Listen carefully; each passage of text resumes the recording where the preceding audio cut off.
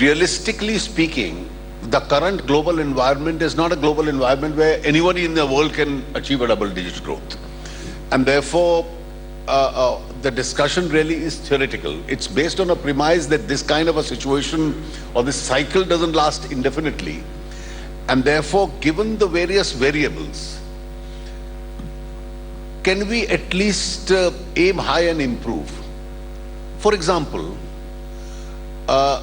if you carry on some of the pending reforms that are still there, if you concentrate on some of these areas which I have just mentioned, if we are able to improve the health of our banking system so as to be able to support growth, your private sector becomes more oriented towards investment, then even if you are not able to go anywhere close to a double-digit growth, the prospect of greater economic activity and improving upon your present rates is always there.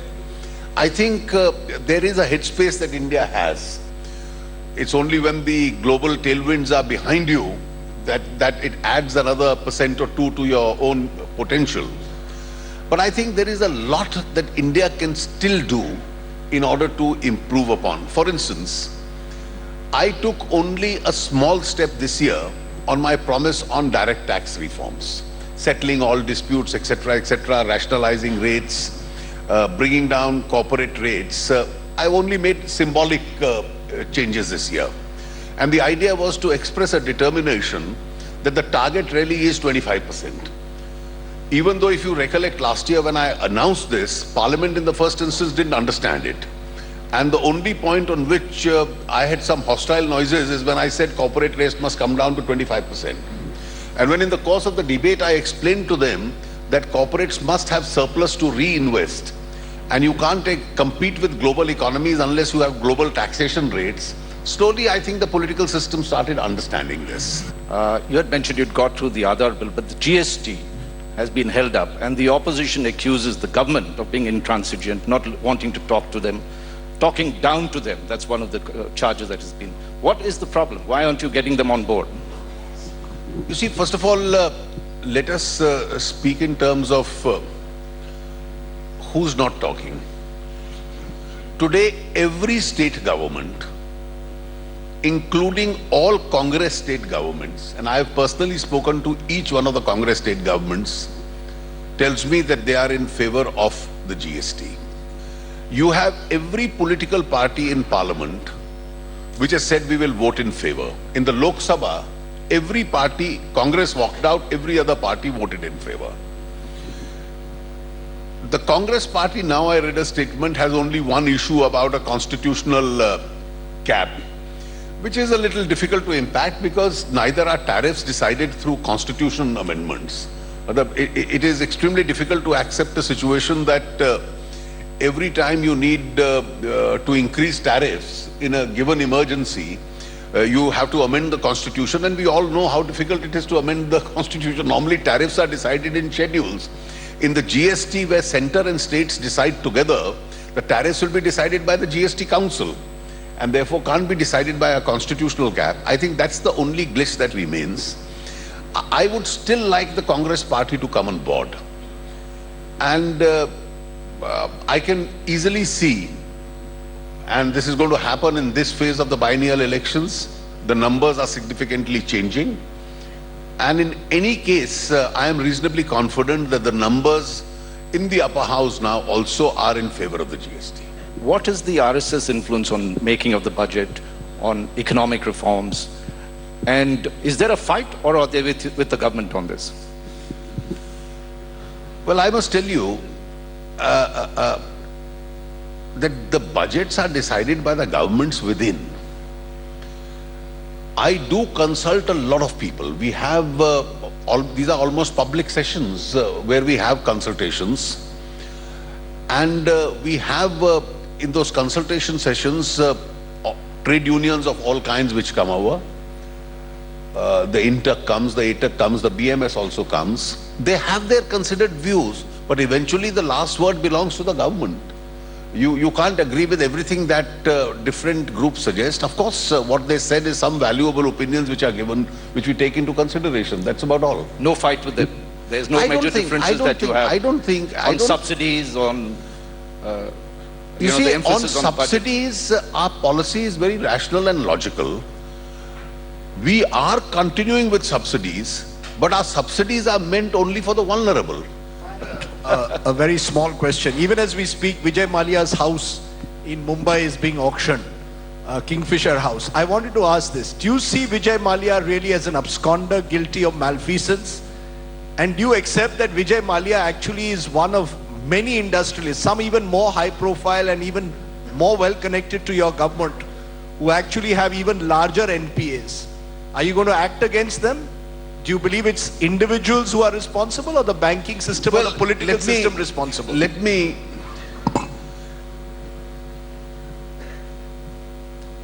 not give you an answer which you would want to sensationalize.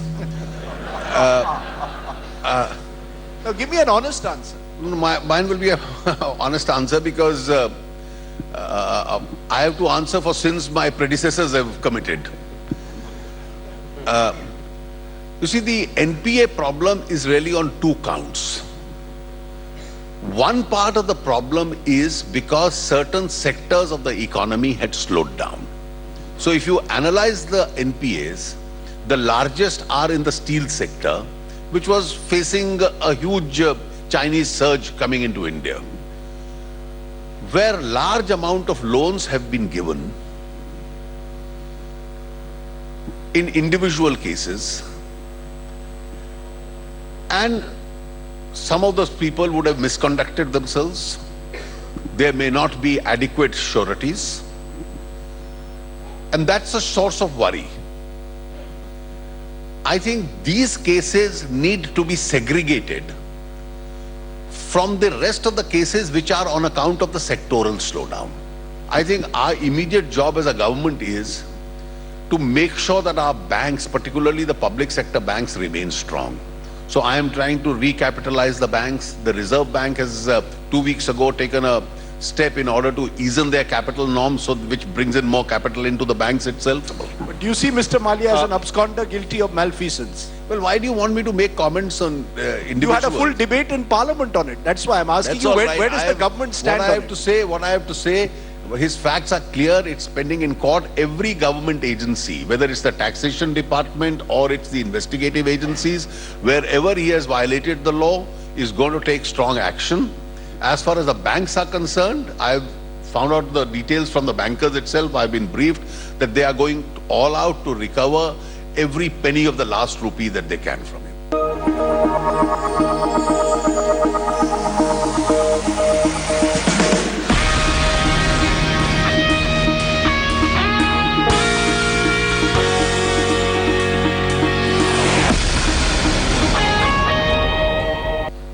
The Sarsang Chalak of the RSS, Mohanji Bhagwat, on the 3rd of March gave a speech in which he said we need to give training to our youngsters to chant Bharat Mata Ki Jai. What is wrong? Asuddin Owaisi asks the RSS, I am a patriot. I don't want to chant Bharat Mata Ki Jai. Why should Owaisi and others be forced to chant Bharat Mata Ki Jai if they don't want to? Does it make them anti-national? Does it make them a traitor?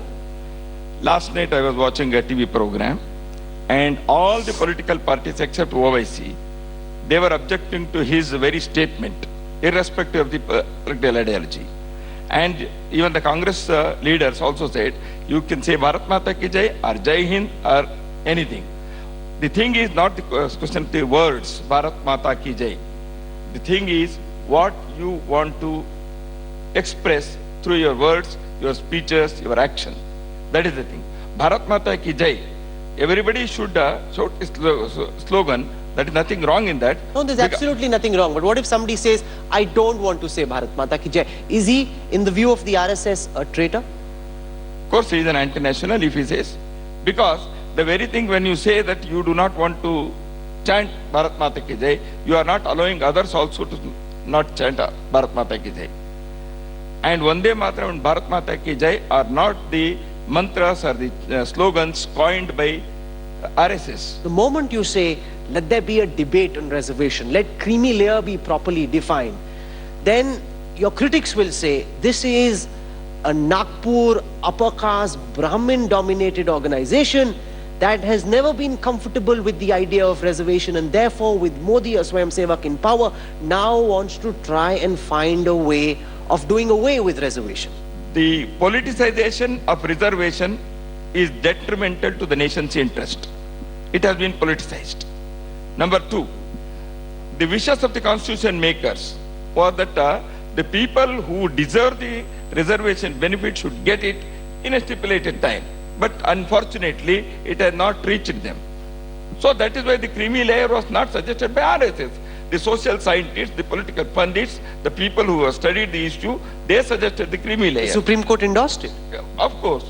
Then what is wrong in demanding that there should be creamy layer applied? It is in the interest of the people who are not getting the benefit of the reservation within the same sections who have been deprived of the chances and opportunities. Do you believe it is correct to enforce one view of nationalism, one view of patriotism on everyone? Why are students so unhappy? There's so much outrage in campuses, from the Hyderabad University campus to JNU to FTII. It almost seems as if there is a problem in dealing with dissent.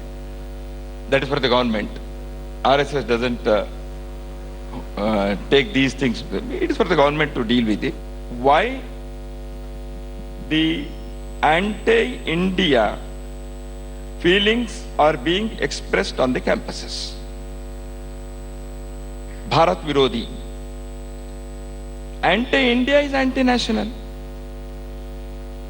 And if a group of students, whether they are students of that campus or they are outsiders, if they are raising the slogans that India should be broken into pieces, if they are raising slogans in favor of a criminal who attacked the temple of democracy and who has been hanged according to the law of the land,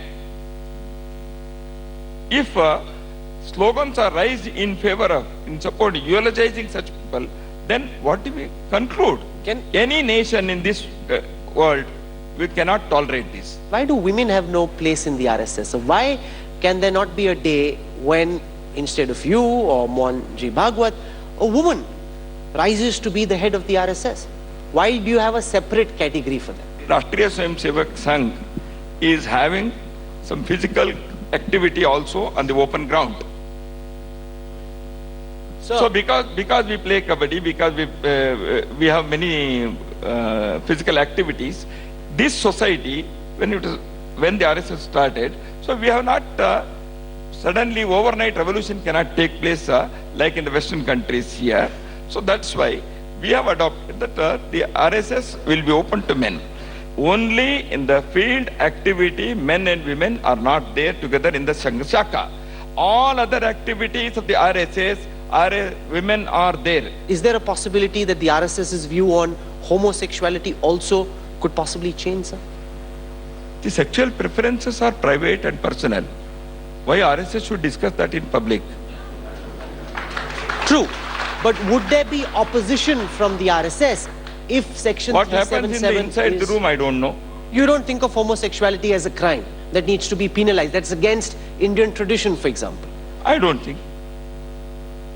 I don't think it should be treated as a crime that should be punished, as long as it doesn't affect the life of others. Why do we not see the RSS distance itself more openly from these fringe elements who give the RSS and Hindutva a bad name? We have not even embraced. The question of distancing comes only if I have spoken on behalf of them. The question of distancing comes before only if I have embraced them. When I have not done it, why should I say repeatedly that I should distance? Have I supported that? Has the RSS issued any But statement? you haven't condemned what they did either. We have condemned.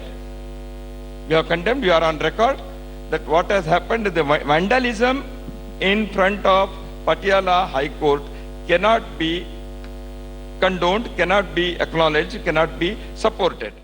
Breaking news coming in this afternoon. Bomb scare at the Indira Gandhi International Airport in Delhi. Threat to Air India, Nepal Airlines flight. All on board 2 flights have been detained Let's check. So this time it's going to be me who's going to be talking to It's you. going to be me who's going to tell you what's new from the world of technology. We have news, we have reviews, and we have Sahil doing the Redmi Note 3 review.